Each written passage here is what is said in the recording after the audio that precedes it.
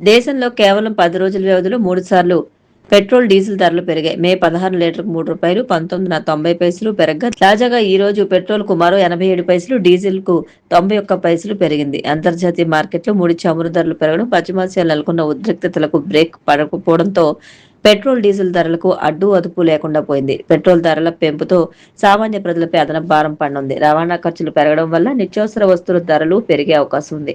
వ్యవసాయ రంగాలపై కూడా ప్రభావం పడే అవకాశం ఉందని అంచనా వేస్తున్నారు. ఇప్పటికే కొన్ని నగరాల్లో సీఎన్జీ, పీఎన్జీ ధరలు కూడా పెరగడంతో గృహ ఖర్చులు మరింత పెరిగే పరిస్థితి ఏర్పడింది. రాజమహేంద్రవరం సిటీ ఎమ్మెల్యే ఆదిరెడ్డి శ్రీనివాస్ కుటుంబానికి చెందిన భవానీ చారిటబుల్ ట్రస్ట్ ఆధ్వర్యంలో ఎమ్మెల్యే శ్రీనివాస్ పలువురికి సాయం అందజేశారు. 41వ వార్డు నుంచి 2 విద్యార్థులకు స్కూల్ ఫీజుల నిమిత్తం ఆర్థిక సహాయం, 2వ వార్డుకు చెందిన ఓ సీనియర్ నాయకుడికి వైద్య చికిత్స కోసం సహాయం అందించడంతో పాటు 1వ వార్డు నుంచి ఉన్నత విద్య కోసం ఒక విద్యార్థికి ఆర్థిక సహాయం అందించినట్లు ఎమ్మెల్యే తెలిపారు. అదేవిధంగా 38వ వార్డుకు చెందిన వ్యక్తికి వైద్య అవసరాల నిమిత్తం ట్రస్టు తరపున సహాయం చేసినట్లు వివరించారు. ప్రతిభ కనబరుస్తున్న 32 మంది ఫుట్బాల్ క్రీడాకారులకు 32,000 వ్యయంతో ప్రత్యేక క్రీడా కిట్లు అందించినట్లు చెప్పారు.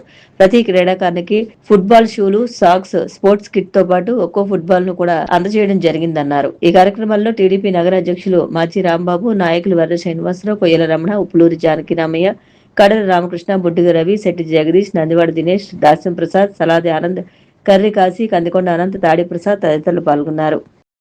ఆపరేషన్ క్లీన్ స్వీప్ లో భాగంగా తూర్పుగోదావరి జిల్లా కలెక్టర్ కీర్తి చేకూరి రాజమహేంద్రవరం నగరపాలక సంస్థ కమిషనర్ రాహుల్ మీనా చీపుర్లు పట్టి రోడ్లు శుభ్రం చేశారు. ఈ ఉదయం నగరపాలక సంస్థ కార్యాలయం నుంచి ఆనం కళాకేంద్రం మీదుగా గోదావరి రైల్వే స్టేషన్ వరకు ఆపరేషన్ క్లీన్ స్వీప్ కార్యక్రమాన్ని కమిషనర్ రాహుల్ మీనాతో కలిసి కలెక్టర్ నిర్వహించారు. ఈ సందర్భంగా శానిటేషన్ సిబ్బందితో జెండా ఊపి కార్యక్రమానికి శ్రీకారం చుట్టారు.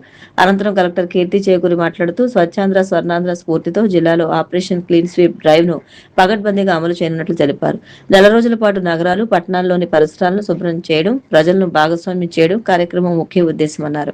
ఇందులో భాగంగా తొలివారం రెడ్ స్పాట్లు, ఎల్లో స్పాట్లను ప్రత్యేకంగా గుర్తించి వాటిని పూర్తి స్థాయిలో శుభ్రం చేస్తారన్నారు.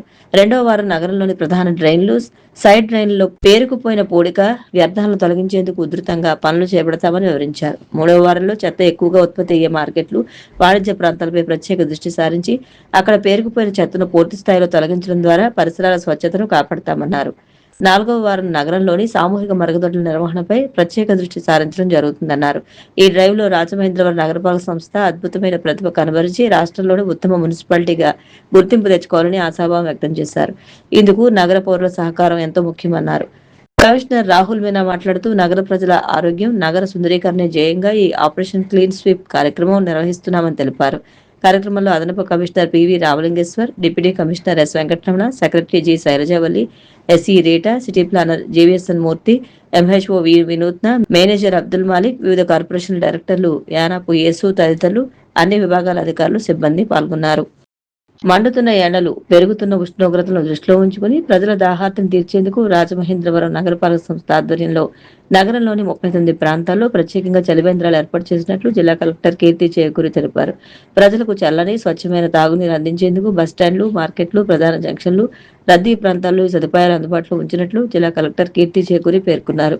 Pushkar ghat, Kambala Cheruvu junction, Kotipalli bus stand, railway station road, Lala Cheruvu, Morampudi junction, Shyamalanagar, Seethampeta, Gokavaram bus stand, ఆవరోడ్ తదితర ప్రాంతాల్లో చలివేంద్రాలు ఏర్పాటు చేసి ప్రజలకు ఉచితంగా చల్లని తాగునీరు అందిస్తున్నట్లు తెలిపారు.